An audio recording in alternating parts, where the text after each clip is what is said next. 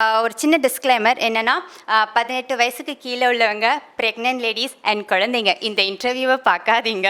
முதலிரவு அன்னைக்கு கட்டினவன் காலில் விழுந்து காலை விரிச்சு காட்டினா தான் கருப்பு கரிசினா அது தேவையில்லை. ஒரு டைலாக் இருக்குமா, ஸோ அந்த டைலாக் வந்து பயங்கர ஸ்ட்ராங்காக பயங்கர போல்டாக இருக்கும் அப்படின்னு அவர் சொல்லி தான் அவர் என்னை செலக்டே பண்ணார். நான் ஃபஸ்ட்டு படிக்கும்போது என்னடா இது இப்படிலாம் இருக்கே அப்படின்னு தான் ஆக்சுவலி நான் யோசித்தேன். பட் அதுக்கப்புறம் நான் உண்மையிலேயே ரியல் லைஃப்பில் அந்த மாதிரியான பர்சன்ஸை பார்த்தேன்.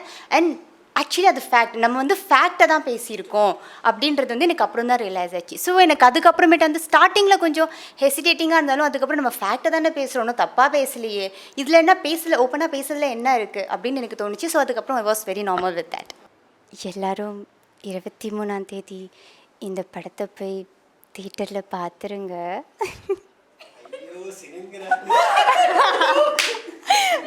எல்லா பொண்ணுங்களையும் கெடுக்கிறியா, உனக்கு எதுக்கு இந்த ரிவீல் பண்ணக்கூடாதுல்ல? இந்த மாதிரி கிடையாது. செக்ஸ்ன்றது வெர்ஜினிட்டி அப்படின்றது இதில் மட்டும் கிடையாது, இதை தாண்டி நிறைய விஷயங்கள் இருக்குது அப்படின்றத லைக் டெஃபினட்டாக எல்லாருமே ஃபீல் பண்ணுவாங்க. எஸ்பெஷலி கேர்ள்ஸ் ஃபீல் பண்ணுவாங்க, பாய்ஸ் தயவு செஞ்சு எல்லாமே ஃபீல் பண்ணுங்க. புரிஞ்சுதா? இந்த பான் ஸ்டார் ஒருத்தரை பற்றி சொல்லியிருப்பீங்க, ஜானி சின்ஸ். அவரை உங்களுக்கு இந்த டைலாக் சொன்னதுக்கப்புறம் தான் அவர் தெரியுமா, இல்லை அதுக்கு முன்னாடியே அவர் உங்களுக்கு நல்லாவே தெரியுமா? இல்லை, ஆக்சுவலி சன்னி லியோன் கேள்விப்பட்டிருக்கேன், அப்புறம் மியா கலிஃபா கேள்விப்பட்டிருக்கேன். அவர் பேர் நான் சத்தியமாக கேட்டதில்லை, ஃபர்ஸ்ட் டைம். அதுதான் ஜானி சின்ன யாருடி அப்படின்னு நான் ஹசின்ட்ட கேட்டுட்டு இருந்தேன், அப்புறம் நிரஞ்சனா கிட்ட கூட கேட்டுட்டு இருந்தேன். கேள்விப்பட்டது ஓகே, பார்த்துருக்கீங்களான்னு கேட்குறேன். இல்லை, அவர் இப்போ வரைக்கும் அவர் யாருன்னு நான் பார்க்கல, சீரியஸாக அவரோட ஃபேஸை பார்க்கல.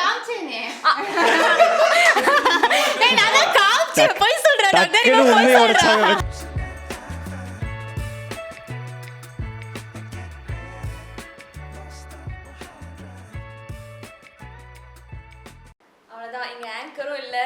ஸோ நம்ம பிள்ளையே தான் பேசிட்டு நம்ம சும்மாவே பேசுவோம். இப்போ மைக்கு வேறு கொடுத்துட்டாங்க பேசுங்கன்ட்டு, வேறு லெவலில் பேசிட வேண்டியது தான். பட் ஒரு சின்ன டிஸ்க்ளைமர் என்னென்னா 18 வயசுக்கு கீழே உள்ளவங்க ப்ரெக்னென்ட் லேடிஸ் அண்ட் குழந்தைங்க இந்த இன்டர்வியூவை பார்க்காதீங்க. அப்புறம் ஹசின், நீ சொல்லு. இப்போ நான் உன்னை எனக்கு படம் வந்ததுக்கப்புறம் தான் தெரியும். அதுக்கு முன்னாடி இங்கே வரும்போது எப்படி உள்ளே வந்த, எப்படி ஆடிஷன்ஸ்லாம் போச்சு, ஃபஸ்ட்டு யாரை மீட் பண்ண, அதெல்லாம் சொல்லு. ஓகே, நான் ஃபஸ்ட்டு அப்படியே ஆங்கர் மாதிரியே பேசுகிறேன், பேசாமல் நீயே ஆங்கர் சீட்டில் உட்காந்துக்கோ. ஸோ நான் ஃபஸ்ட்டு வரும்போது பெருமாள் சாரை தான் பார்த்தேன். பார்த்துட்டு லைக் அப்போ அவர் சீன் எல்லாம் எக்ஸ்பிளைன் பண்ணார். சரி ஓகே சார் அப்படின்னு நான் போயிட்டேன். ஆனால் எனக்கு காலே வரல. நான் யோசிச்சேன் சரி ஓகே நம்ம ரிஜெக்டட் போல் எதுக்கு அப்படின்னு நான் நினச்சிக்கிட்டு நான் போயிட்டேன். அதுக்கப்புறம் ஒரு 15 days 20 days கழித்து மறுபடியும் எனக்கு கால் வந்தது. பார்த்தா மறுபடியும் ஆடிஷனுக்கு கூப்பிட்டாங்க. முதல்லேருந்து மறுபடியும் ஆடிஷன்லாம் கொடுத்து அதுக்கப்புறம் உடனே ஓகே ஆகிட்டா, மறுநாளே பூஜை, அதுக்கப்புறம் ஷூட்டுக்கு கிளம்பி போயிட்டாங்க. ஸோ லைக் இதில் நான் செலக்ட் ஆவேன், என்னை இவருங்க செலக்ட் பண்ணுவாங்கன்னு அவங்களும் நினைக்கல, நானும் நினைக்கல. ஸோ ஏதோ ஒரு அன்ஃபார்ச்சுனேட்லி டிஷ்ஷும் மீட் பண்ணிக்கிட்டோம், அவ்வளோதான். ஸோ இதுதான். ஸோ உன்னுடைய எக்ஸ்பீரியன்ஸ் சொல்லி, நீ ஃபஸ்ட் டைம் ஹீரோயினாக பண்ணுற இல்லையா, அண்ட் உன்னுடைய பேர் ஹரிஷ், அண்ட் ஹரிஷை பற்றி உனக்கு நல்லாவே தெரியும். இவன் கூட ஒர்க் பண்ண எக்ஸ்பீரியன்ஸ் உனக்கு எப்படி இருந்தது? எனக்கு நான் ஃபஸ்ட் ஆஃப் ஆல் நான் ஆங்கராக தான் என்னோட ஜேர்னி ஸ்டார்ட் ஆச்சு. அப்படி ஸ்டார்ட் ஆகும்போது ஆங்கரிங் பண்ணும்போது ஒரு நேராக ஒரு கேமரா வைப்பாங்க, மேடம் லெஃப்ட் நகருங்க ரைட் நகருங்கன்னு சொல்லி நம்மளுக்கு நம்ம ஒரு சென்டர் பீஸாக இருப்போம் இல்லையா, அதனால் நம்மளுக்கு இந்த கேமரா ஃபேவர் பண்ணணும், இதை பண்ணணும், அதை பண்ணணும், ஆக்ட் பண்ணும்போது லைட்டு வாங்கி நடிக்கணும், இந்த மாதிரி நிறைய விஷயங்கள் எனக்கு கற்றுக் கொடுத்தது ஹரிஷ் தான் சொல்ல போனால். ஏன்னா நாங்கள் செட்டில் உட்காந்து நிறைய பேசிகிட்டு இருப்போம், எல்லாரும் நோட் பண்ணும்போது என்ன இதுங்க 2 பேராகவே போயிடுதுங்க அப்படின்னு சொல்லுவாங்க. ஆனால் நாங்கள் பேராக போய் பேசுகிற விஷயம் என்னென்னா, இதுதான் அவன் எனக்கு இதை பண்ணு அதை பண்ணு, இன்னும் கொஞ்சம் எக்ஸ்ப்ரெஷன்ஸ் கொடு, இன்னும் கொஞ்சம் நிறைய பாடி லாங்குவேஜ் மாற்று, அப்படி நிறைய ஹிண்ட்டு கொடுத்துக்கிட்டே இருப்பான், நிறைய டிப்ஸ் கொடுப்பான். ஸோ அது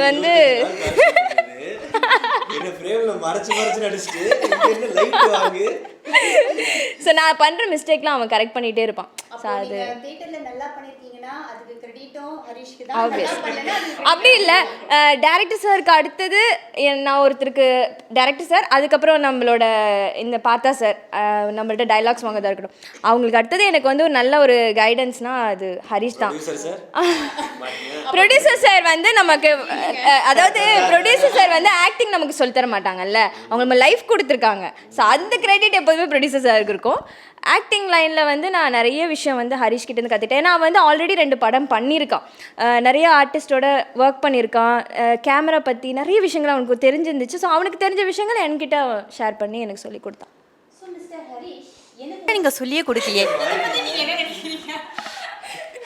இல்லை, கதையிலேயே வந்து நான் அவங்கள பார்க்காம ஓடிடுவேன். பொண்ணு பார்க்க வரவன் ஃபோட்டோ காட்டினே ஓடிடுவேன். அதனால் நேர்லேயே நம்மளுக்கு கால் ஷீட் இல்லாதனால நம்ம அதை பற்றி எதுவும் பெருசாக ஷேர் பண்ணிக்கல.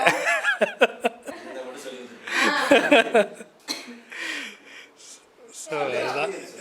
ஸோ என்னோடய எக்ஸ்பீரியன்ஸு எனக்கு நியூ எக்ஸ்பீரியன்ஸ் தான். நான் மாயன் பண்ணும்போது எல்லோரும் பிக் ஸ்டார்ஸ் தான். ஸோ அவங்ககிட்ட அதிகமாக மிங்கிளாகி பேசிகிட்டு இருக்க முடியாது. நான் டேரக்டர்கிட்ட மட்டும் தான் பேசிகிட்டு இருப்பேன். இங்கே வந்து எல்லாருமே நம்மளோட ஏஜ் கேட்டகரியில் இருக்கறனால நிறைய மிங்கிளாகி பேச முடிஞ்சுது. நிறைய விஷயம் நம்மளும் கற்றுக்க முடிஞ்சுது. ஏன்னா நான் வந்து எல்லா இடத்துமே என்ன போய் கற்றுக்க முடியும் அப்படின்னு தான் நான் பார்ப்பேன். சொல்லிக் கொடுக்கணுன்ற இன்டென்ஷன் நான் சொல்லிக் கொடுக்கல. பட் ஓகே, நான் ஃபஸ்ட்டு படம் பண்ணும்போது எனக்கு ஒருத்தர் சொல்லிக் கொடுத்தாரு. என்னடா லைட் மறைச்சே நின்றுட்டுருக்க, நீ லைட் ஃபேவர் பண்ணு, உன் ஃபேஸ் வரணும்னா நீ லைட் ஃபேவர் பண்ணணும், நீ பாட்டு பின்னாடி போய் நின்றுட்டுருக்க அப்படின்னு மாதிரி எனக்கு ஒருத்தர் சொல்லிக் கொடுத்தாரு. ஸோ ஓகே, நம்ம பண்ணுற தப்பே தான் இவங்களும் பண்ணிகிட்ருக்காங்க அப்படின்னும் போது அங்கே ரெட்டிஃபை பண்ணுறதுக்கு தான் இதுவாக இருந்துச்சு. மதன் சொல்கிற மாதிரி ஏன் அவங்ககிட்ட சொல்லணும்னா, அவன் யூடியூப்பில் நிறைய பண்ணியிருக்கான். படங்கள்லாம் இதான் பண்ணுறான் தவிர்த்து அவன் கேமரா நிறைய பார்த்துருக்கான் ஆக்சுவலி. ஸோ அது அவனுக்கு பெரிய இதுவாக தெரியல. அவங்ககிட்ட நான் நிறைய கற்றுக்கிட்டேன். ஸ்பாட்டில் வந்து நிறைய இம்ப்ரூவைஸ் பண்ணுவான். எனக்கு என்ன நான் கொடுத்த டைலாக்கு ஓகே இது நான் பண்ணணும் அப்படின்னு இருக்கும்.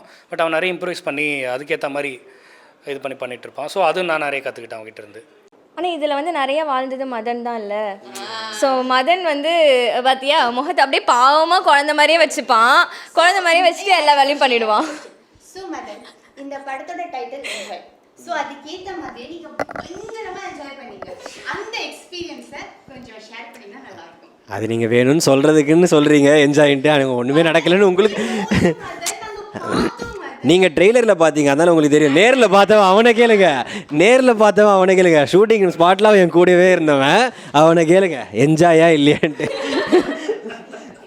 என்ஜாயின்ற பொறுத்தவரைக்கும் ஆடியன்ஸுக்கு அது என்ஜாய்மெண்ட்டாக தான் தெரியும். ஆனால் அது டேக்குன்றது என் சைடில் எதுவுமே போகல. மேபி டெக்னிக்கல் சைடில் வேணால் ரீடேக், அந்த லைட்டிங் அந்த ப்ராப்ளம் தான் போச்சு. ஒரு 2-3 அந்த மாதிரி போச்சு. என் சைட்லேருந்து டேக்கா அந்த சீன்லாம் எதுவுமே போகல.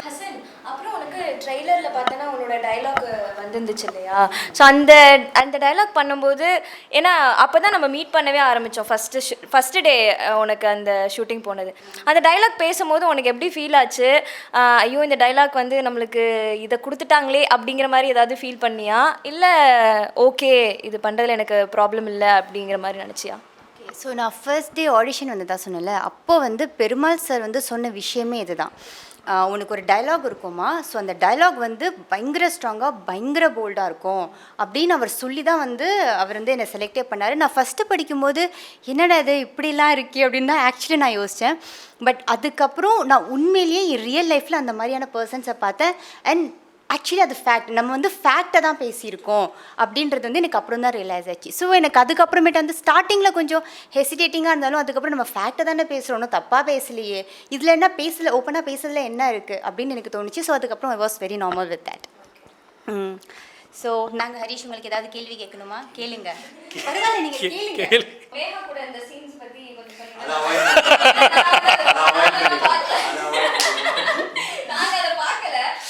இல்லை, உலகமே பார்க்க போகுது இன்னும் 23rd.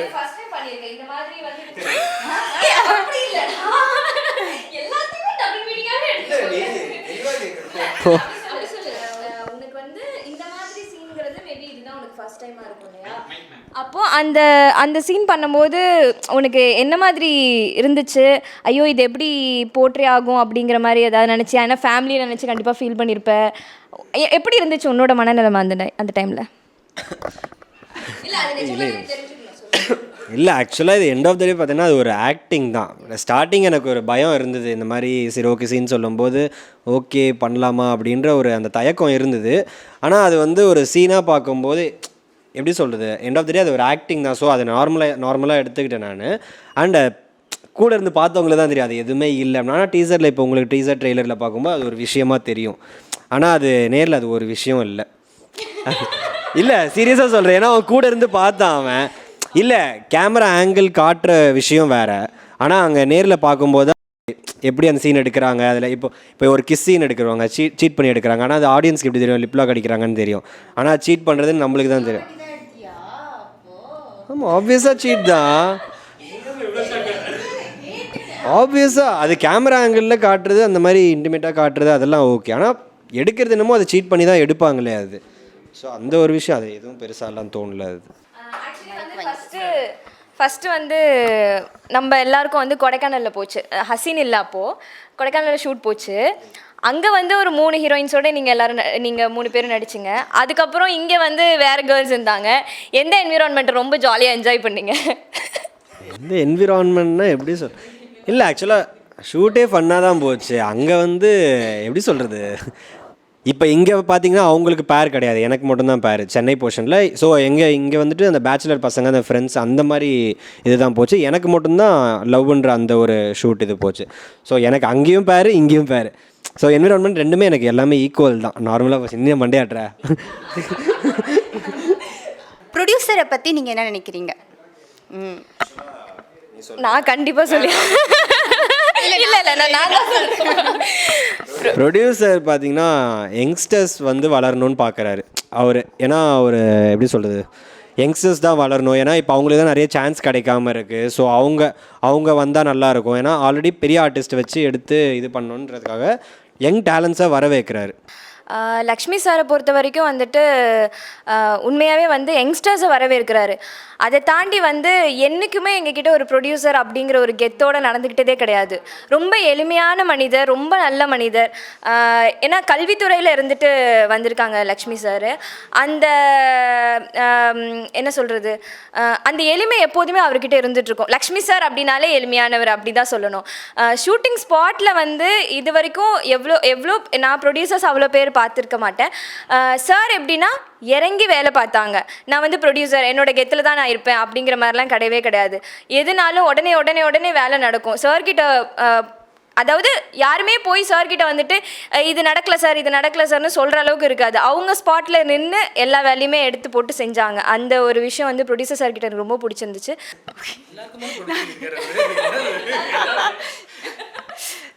சரி, ஓகே. நான் வந்து லக்ஷ்மி சார் வந்து ஃபஸ்ட்டு பார்க்கும்போது எனக்கு அந்தளவுக்கு நான் அவர்கிட்ட பேசவே இல்லை. ஸோ எனக்கு அவரை பற்றி பெருசாக தெரியாது. பட் அதுக்கப்புறமேட்டு அவர்கிட்ட கொஞ்சம் பேசினதுக்கப்புறம் இன்னும் இந்த ப்ரொடியூசருக்கு கொஞ்சம் கூட திமிரே இல்லாமல் இப்படி கேஷுவலாக இருக்காரு அப்படின்னு தான் யோசித்தேன். அண்டு இது வரைக்கும் அந்த ப்ரொடியூசரை பற்றி, அந்த மனுஷனை பற்றி ஒருத்தர் கூட ஒரு சின்ன விஷயம் கூட தப்பாக பேசி நான் கேட்டதே கிடையாதுங்க. யூஸ்வலாக எப்போவுமே நான் வந்து இவளை பற்றிலாம் நான் பங்கமாக திட்டுவேன், அவளெல்லாம் கலாய்ப்பேன்.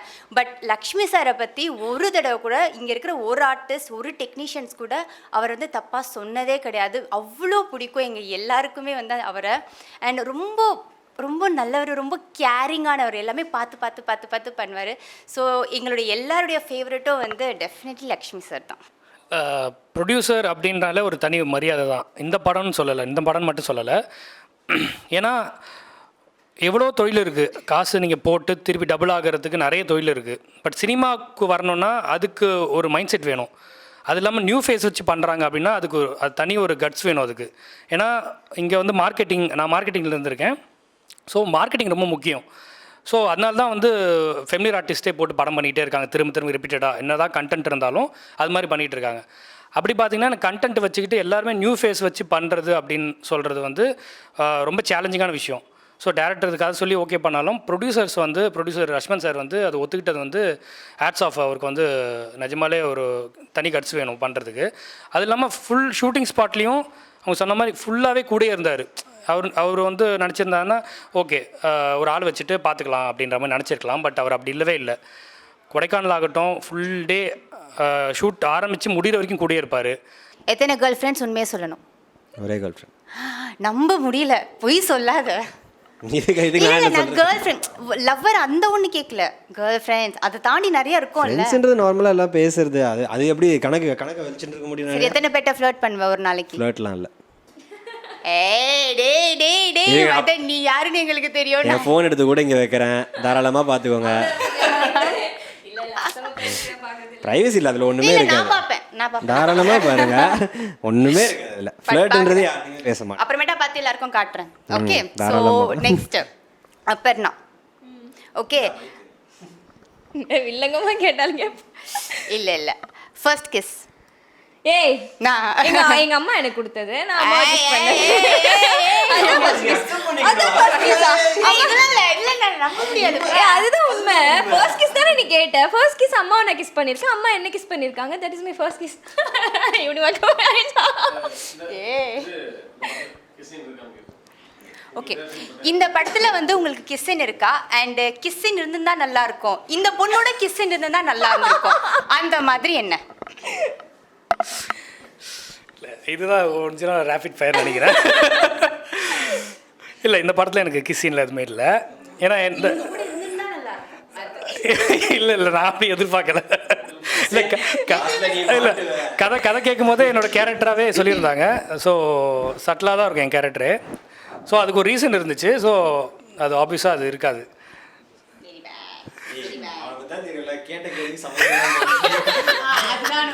அந்த குக்கும்பர் சீனை பற்றி நீங்கள் என்ன நினைக்கிறீங்க? அண்ட் அது வந்து உங்களோட லைஃபோட ஏதாவது ரிலேட் ஆகுதா? இல்லை, லைஃபோட ரிலேட் ஆகுது. ஆக்சுவலி நீங்கள் ட்ரெய்லரில் பார்த்தது வெறுமனே அந்த ஒரு டைலாக் மட்டும்தான். பட் அதுக்கு பின்னாடி ஒரு எமோஷனல் கண்டென்ட் இருக்குது. அதோட எண்டாக தான் அது வரும். ஸோ கண்டிப்பாக ரிலேட் ஆகுது, லைஃப்பில் ரிலேட் ஆகுது. பட் இப்போ ட்ரெய்லர் நம்ம காட்டுறது ஒரு பெர்ஸ்பெக்டிவ் தான். பொண்ணை ஸ்டார்டிங் மதனோட காட்டும் போது லவ்வர் அது மாதிரி காட்டுறோம். அதுக்கப்புறம் காலேஜ் ஸ்டூடெண்ட்ஸாக காட்டும் போது அவங்களோட விஷயமாகவும் காட்டுறோம் நம்ம. ஸோ 2 பெர்ஸ்பெக்டிவ் இருக்குது ட்ரெய்லர்லேயே. அதை உன்னிப்பாக கவனிச்சாங்கன்னா தெரியும், அவ்வளோதான். எல்லாரும் சேர்ந்தா நல்லா இருக்கேன். ஓ, நீ எங்களை மட்டும் ஆமா, அவளே தான் கண்டிப்பா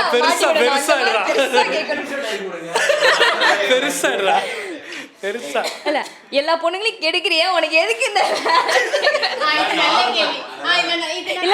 அதை ரிவீல் பண்ணக்கூடாதுல்ல. ஆக்சுவலி அசின் உங்ககிட்ட தான் இந்த கேள்வி கண்டிப்பாக கேட்கணும். ட்ரெய்லரில் ஹைலைட்டே நீங்கள் தான். ஃபஸ்ட்டு ஆரம்பிக்கும் போதே அந்த டைலாக்ஸ்லாம் வருது. அதுக்கப்புறம் கற்பை பற்றி ஒரு விஷயம் பேசுகிறீங்க அதில். நீங்கள் கற்பை நீங்கள் அதில் ஒரு விஷயம் நீங்கள் நினைக்கிறதா டேரக்டர் சொல்லி நீங்கள் பேசுகிறீங்க. ஆக்சுவலாக நீங்கள் என்ன நினைக்கிறீங்க அப்படின்னு நான் பேசுறது எல்லாமே 100% ட்ரூன்னு நினைக்கிறேன். லைக் உண்மையிலேயே எனக்கு தெரியல, எனக்கு டைலாக் நான் இப்போ சொல்லக்கூடாதான்ட்டு. பட் என்னென்னா, நான் பேசுறது எல்லாமே 100% ட்ரூ. நீங்கள் அந்த டைலாகை பார்க்கும்போது like you can feel that ஆமாம் இல்லை கரெக்டு தானே இவ சொன்னது.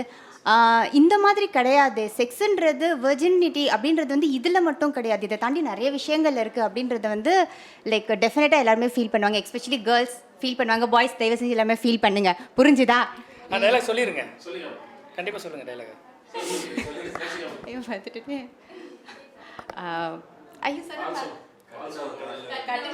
ஓகே, கட்டுனவன் காலில் விழுந்து முதலிரவு அன்னைக்கு கட்டுனவன் காலில் விழுந்து காலை விரிச்சு காட்டினாதான் கருப்பு கரிசினா அது தேவையில்லை.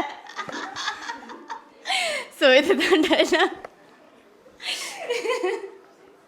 Okay fine. Okay, so Madhan, porn movie எந்த வயசில் பார்த்தீங்க? ஃபர்ஸ்ட் பான் மூவி.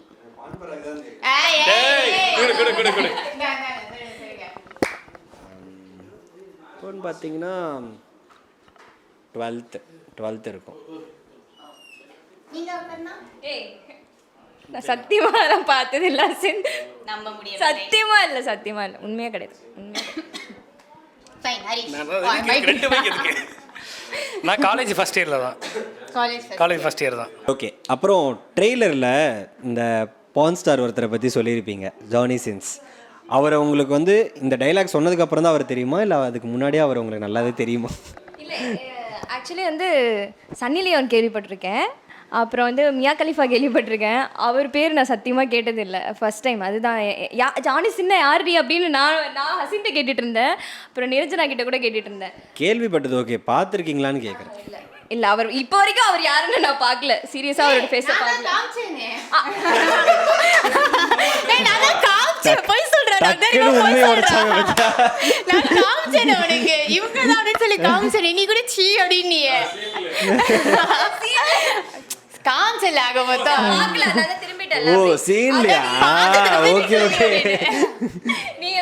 ஓகே ஓகே, அந்த ஒரு சின்ன டவுட் தான் சரி கேட்கணுன்றது கேட்டுட்டேன்.